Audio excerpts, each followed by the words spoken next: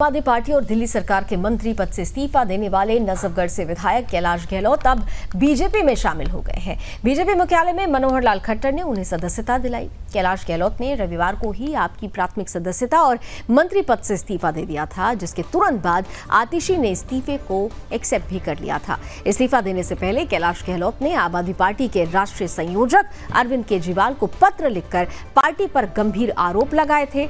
अब कैलाश गहलोत के बीजेपी में आने के बाद दिल्ली की सियासत तेज हो गई है। इस खबर का पक्ष और विपक्ष भी अब जान लेते हैं। इस खबर का पक्ष क्या कहता है, आइए चलते हैं शिवम दत्त मेहता के पास।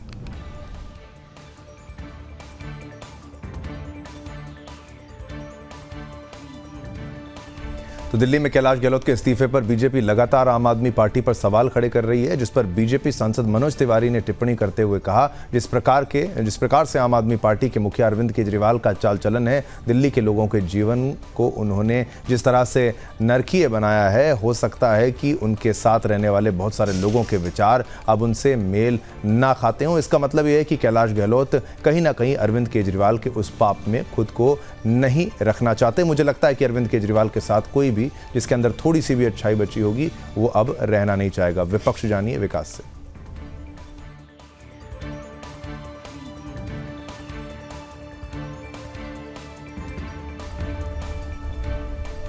अब कैलाश गहलोत के इस्तीफे के बाद अलग अलग नेताओं की प्रतिक्रियाएं आ रही हैं। आपसे सांसद संजय सिंह ने कहा कि कैलाश गहलोत का इस्तीफा बीजेपी की गंदी पॉलिटिक्स और साजिश का हिस्सा है।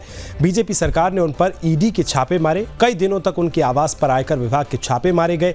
बीजेपी ने उन पर 112 करोड़ रुपए का आरोप भी लगाया था। उन पर दबाव बनाया गया, जिस कारण वो गहलोत साहब को ये कदम जो है उठाना पड़ा है।